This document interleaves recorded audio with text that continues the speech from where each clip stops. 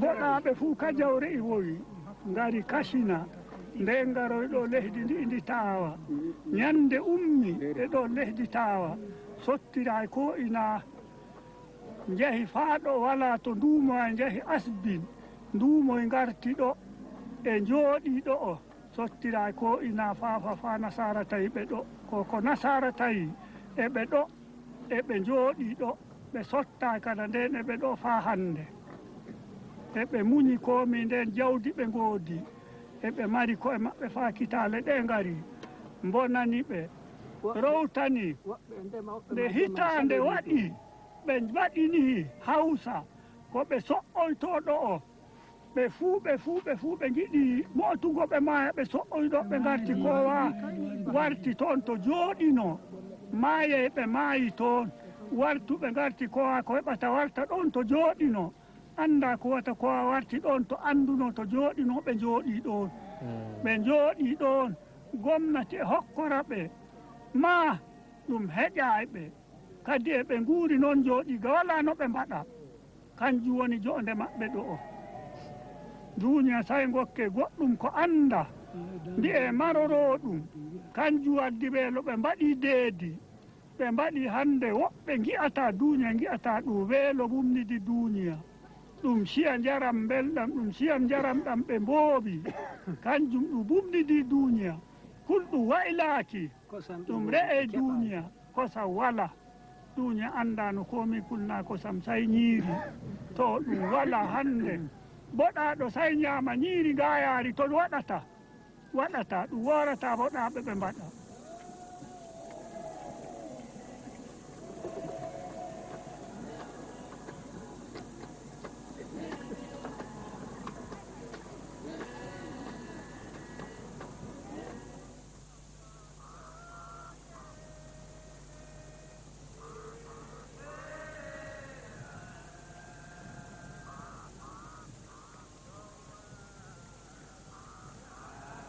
Here in the Republic of Niger, the Wodaabe have gathered for their annual celebration of Gerewol. Towards the end of the rainy season, in the month of September, tribal meetings are held all over the half-desert. They have, however, missed out on this celebration for 4 years, after the entire Sahel zone was stricken with the most terrible drought in 1984. Not until 1988 did it start to rain again, evenly and widespread. It was the best rain in 60 years.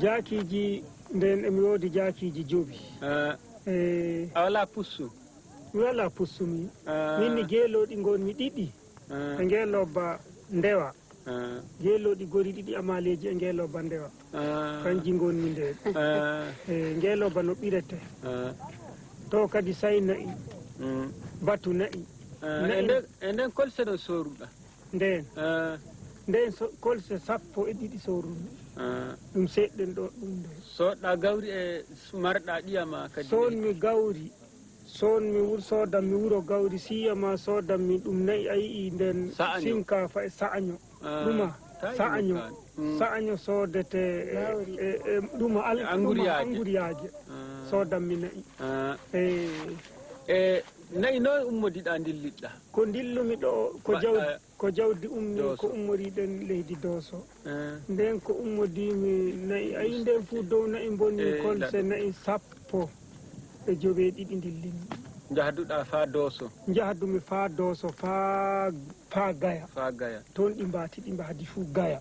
E ko wari ɗi? Ñande ɗi dilli ɗo ɗi jeyi toon ayi kadi ɗi yiiwi gande toon nden ɗi mboobaande ɗi anndande ñande ɗi jari ndiyam ɗam ayi kada wahde ɗi fof. Kadi kada min aaw. Kada mi aaw nde aawmi. Kada mi aaw nde aawmira ayi. Kada nde ɗi mburti kada mi waɗga demal rana demal waɗani. Kada ila rowani? Kada ila rowani mi rema mi heɓa hikka kada nden kada hikka mi remda kadi nde a heɓa rowani nden mbaɗɗa noon? Kada mi waɗde mi dillu mbaɗmi fombina min eyrijo o min dilli fa min jahni leydi Maali min jiilo kadi min keɓoy seedon kon min keɓoy kankon min garti kankon min sorreno emin eta ɗum fuu. Raro abbe ɗo mi waɗa dabare mi rara ko nangi hoy tummugel ta hoy ko battodi on bireɗi na tagali maji min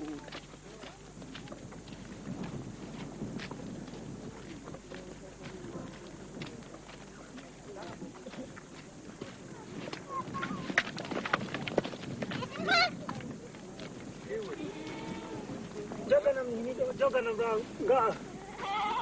ga ɗum noora ga mbeya am noora wiyete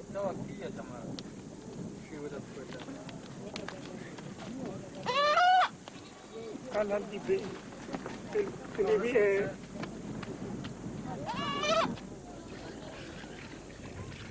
A small part of the herd survived because they had been driven far enough south into Nigeria.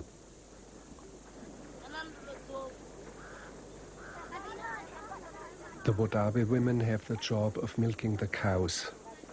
This is the simple way they churn their butter. Each married woman receives part of the herd as her dowry. If she leaves her husband, which often happens, she retains the basis for an independent economic existence. She can sell the remaining butter at the market. The unassailable possessions of every married woman consist of particularly richly decorated bowls, gourds, and other household implements.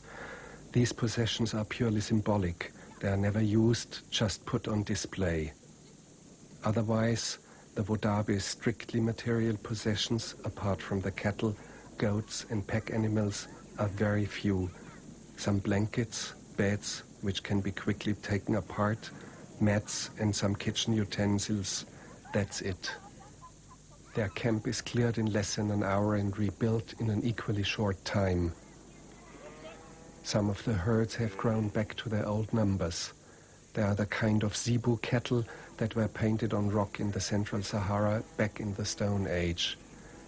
Even their special brand has remained unchanged.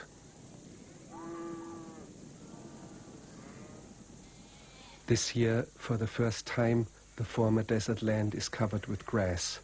But the grass drew a plague of locusts, millions and billions of them. In only a few hours, a cloud of locusts can move in somewhere and strip everything down to the bare stalks.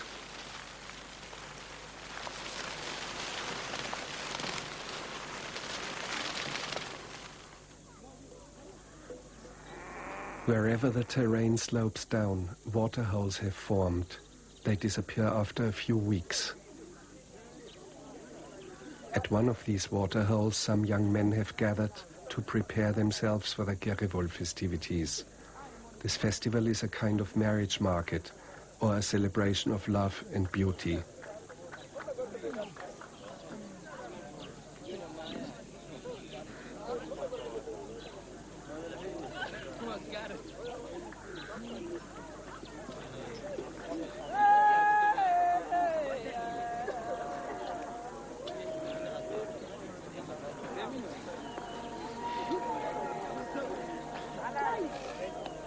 These are all men.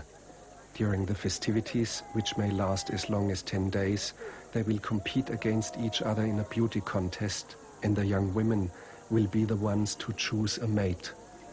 Most of them are married girls who disappear for a few nights into the bush with a man of their choice and return him afterwards.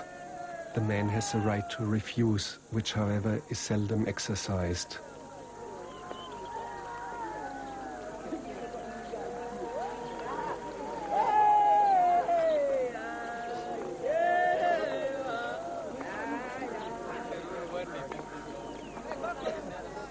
The preparations take hours. Some men need a whole day to make up.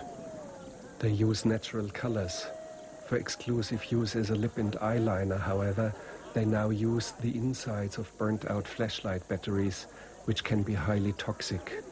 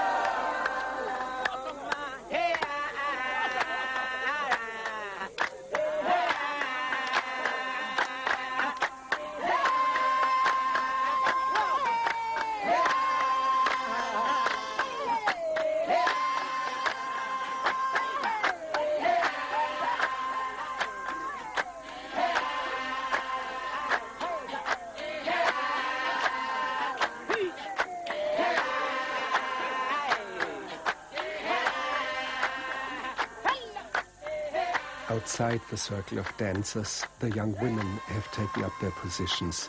Each of them will choose her bow for the night.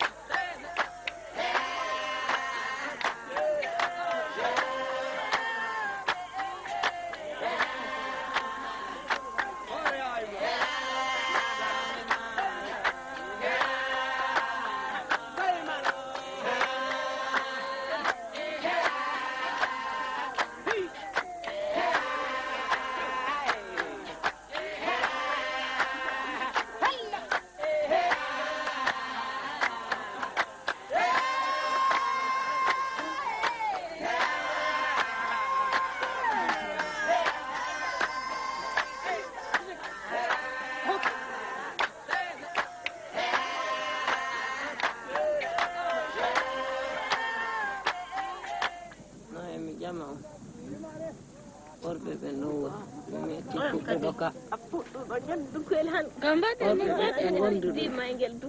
oy ko jiɗɗon e maɓɓe oy ko jiiɗon e maɓɓe ko jiiɗon e maɓɓe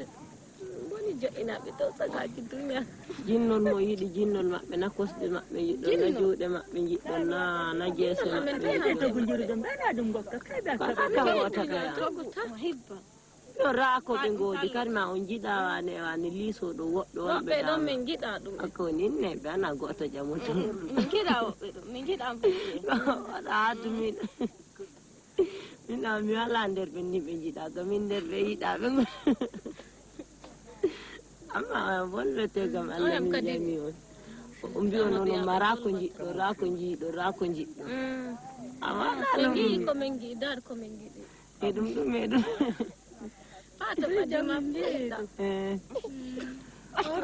onon ma on gaddata ɗon bolwata komi ina mbi on onon ma raako jiiɗone o raako jiiɗone o manninne ko goɗɗo mo ortuɗo keña booɗi e kanko booɗi ortuɗo booɗi oyama booɗi noy ɓiɗɗo wiyata on jamama ko jiiɗon e makko o moƴƴin o hallugore o lisana cam ɗum ko mbara ɗum mbi o wanam ɗuɓɓe ɗuɓɓoodi honduko oodi koñi honduko oodi dande oodi dande o juuti o waɗi juuɗe juutɗe o waɗi ɓandu bondu o waawi ɗum kadi o waawi kollol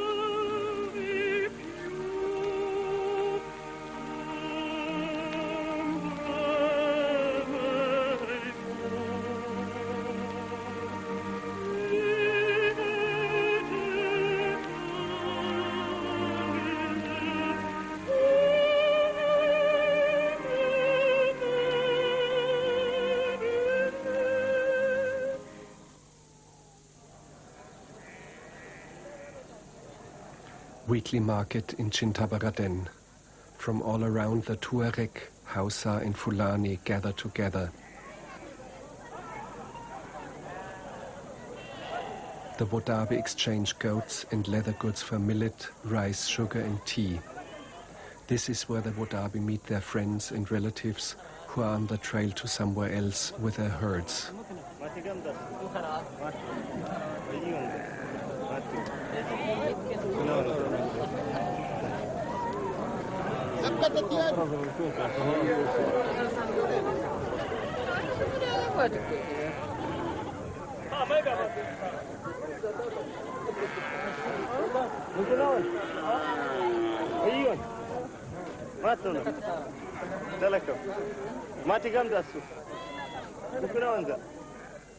Salt.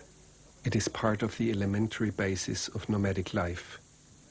Here in Tegidin Tesum, near the Algerian border, the soil contains a lot of salt. Once a year, at the end of the rainy season, the Wodaabe men drive their dromedaries here. The animals lick the salty ground and get salt water to drink.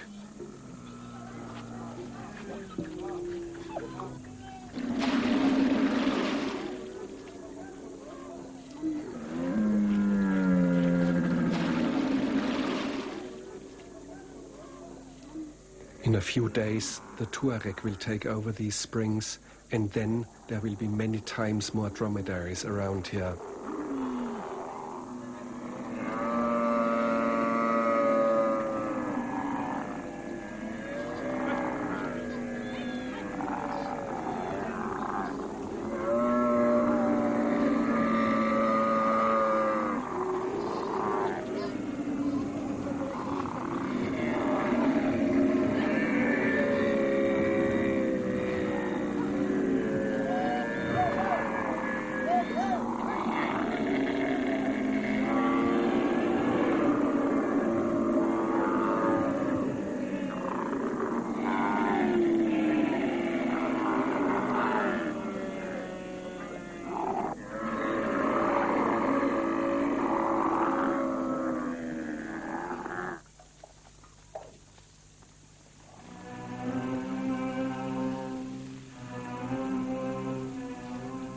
At the western edge of the Aïr Mountains, near the Algerian border, lies the town of Arlit, the biggest uranium mine in the Republic of Niger. We went there because many Wodaabe had taken refuge there during the drought, hoping to find a survival job.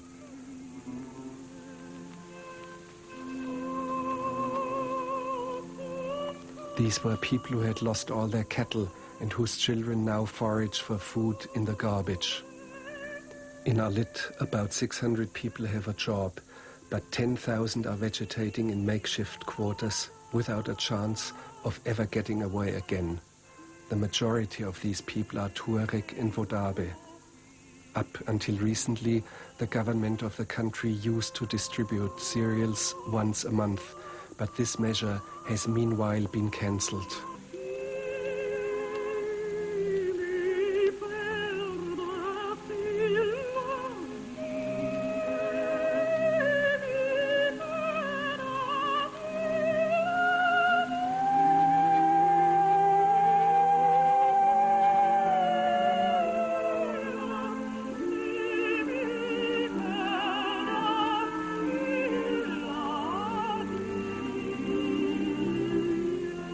dole tan joɗɗini min ɗo ɗum zama wahala min joɗodi wala andan ɗumi zama wannan kaman kaso kama zama kaso ɗo min joɗori e ɗum tilas joɗɗini min ngala to min oñoro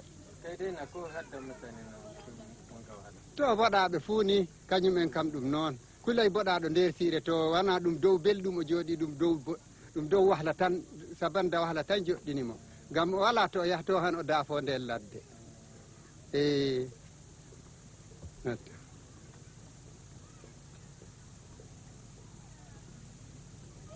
oto min jooɗi jonde kaso min jiya saboda jonde kaso ma ɓuri ɗo mi fuɗɗum goɗɗo mi yahade jonde kaso ma ɓuri ɗo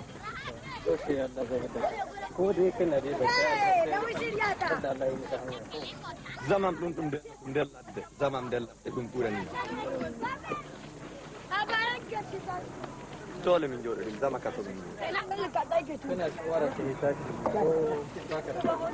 mbaɗa shawara maji saboda laawol maji woni min ceɓa shawara maji min jooɗo di min jiɗi shawara maji min ceɓa min ñuma ɗum e ɓerɗe amin min burto ladde min jiɗa jonde ɗo dole tan dartani min zama kaso min jooɗi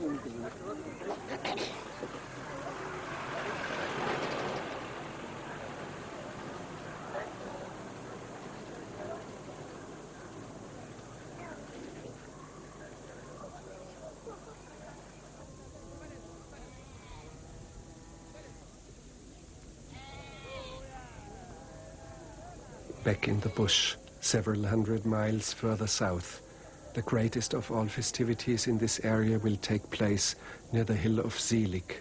Zilik means always water.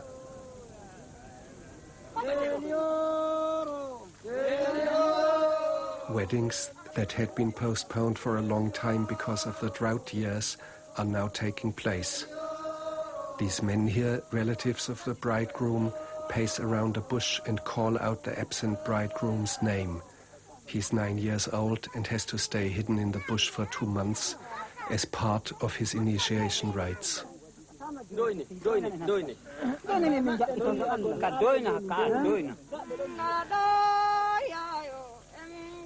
In the meantime, the bride's mother and female relatives walk around a herd of cattle from which they choose several animals for the dowry.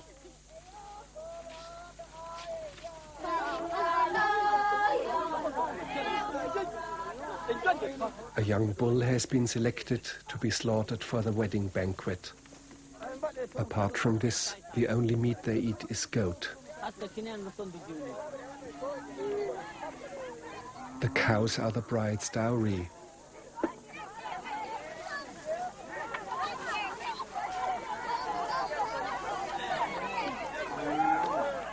And here is the bride in person, the girl to the left. She's about 8 years old and escorted by a cousin. Several symbolic sword strokes are performed on the bull before it is killed.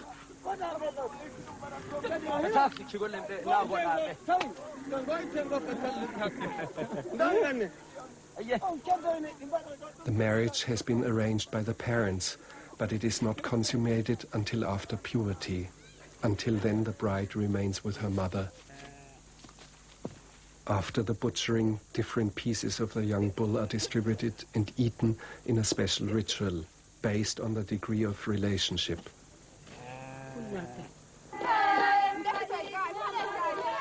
The women sing and dance. They praise the dowry the bride has received.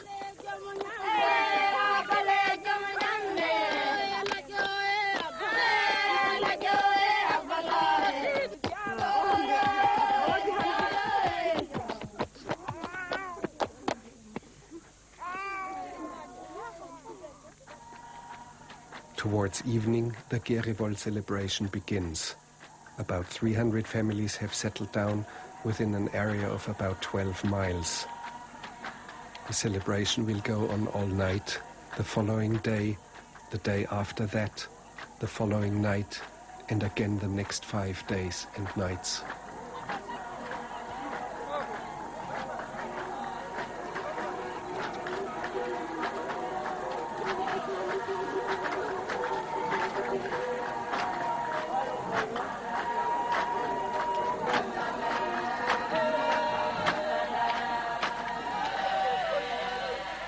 The next morning, the young men have taken their places for the Yaki dance. The most important objective for all of them is to radiate all their charms and attract the attention of a young woman.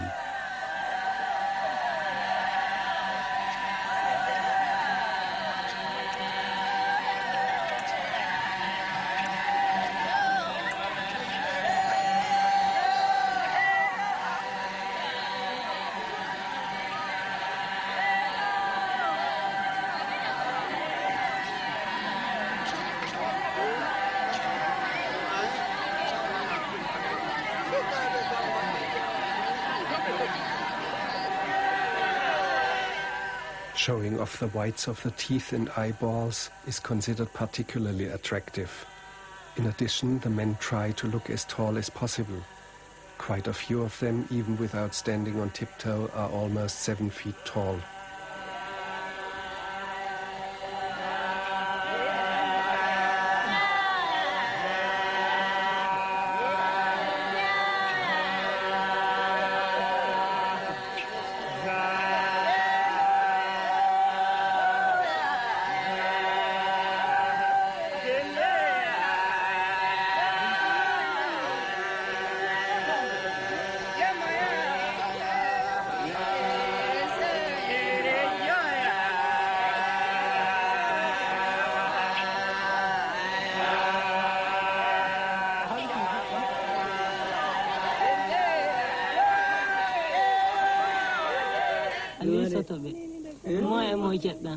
Kambe ni bimbelu anani dokuda mo to sippo mami luji aluji ai ba ai mi hebima Ora, e mimmo che mi la amo. Gomma. Olo. Biyamji. Nani kamɓe woni ɗo nde hon kon togo nder gure amin. An tokkuɗo mo e mo. Mimba. Gala togu mamima. Ɓurɓe ɗo fuɓɓe togu. Gelgel. Awlata jawmi ko. Ɗiɗo e. Min mami heɓiɓe. Maɓe haɓe ɓe kaɓɓe woɗɗinonoɗe bolle. To.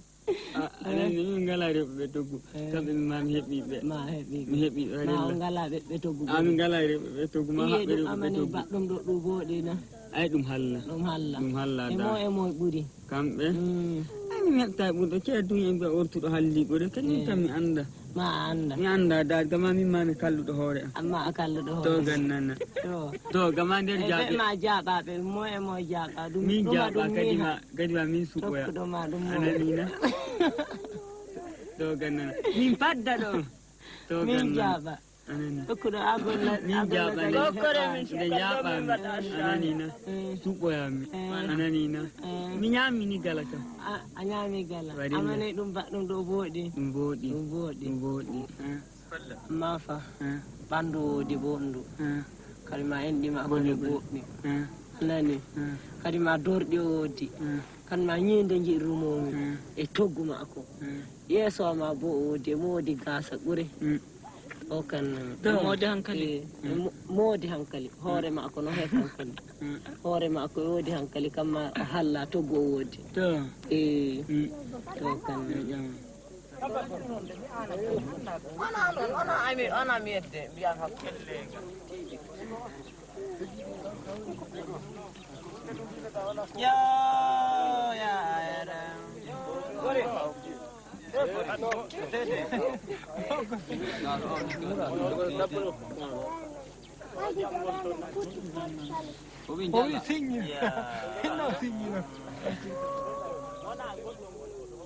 Preparations for the highlight of the celebration, the Gerevol itself.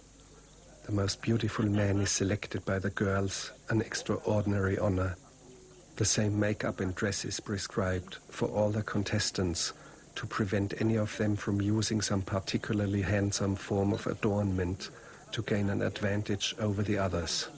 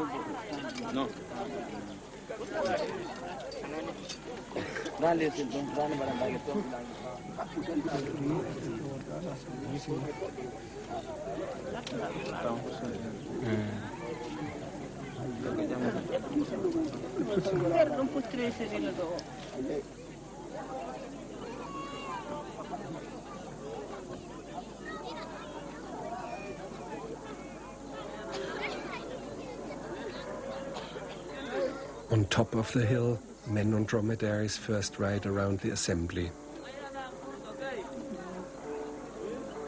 They show off their possessions and do some stunts.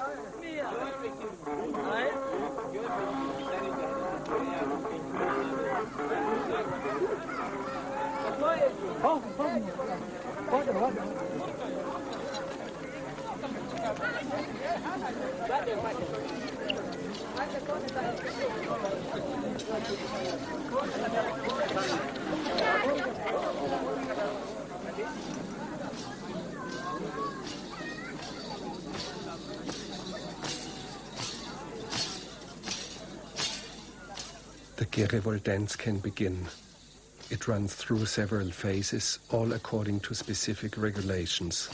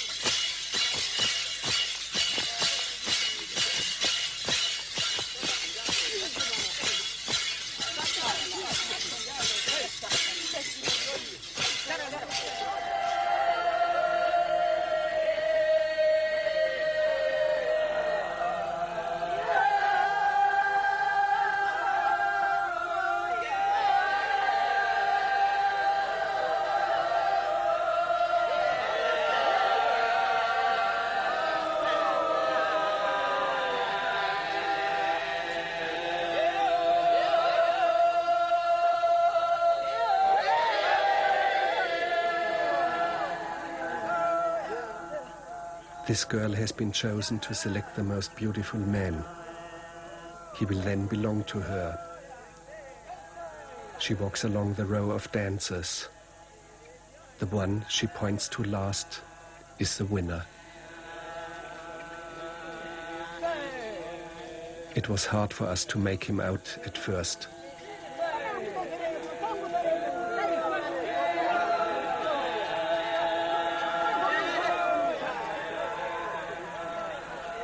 This one is the most beautiful.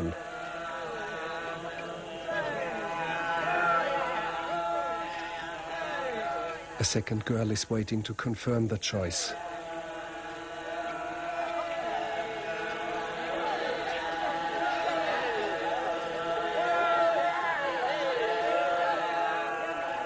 The slender man in the middle, that's him. One of the tribal elders marks him with an uplifted hand.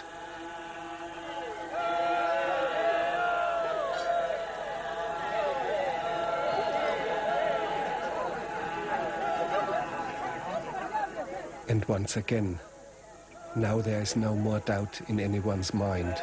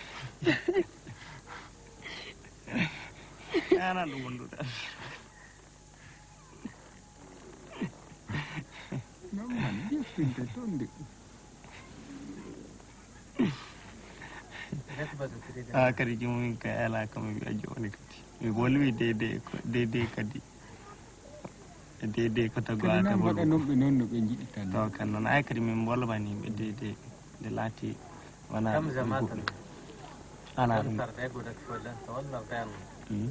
والله ما دي كبي بأجابش جاب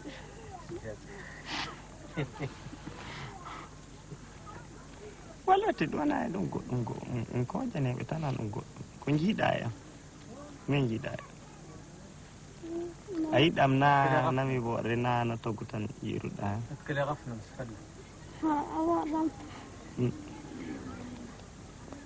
se wona fof ɗum ko duña wima ɗum ko ñumanɗa hoorema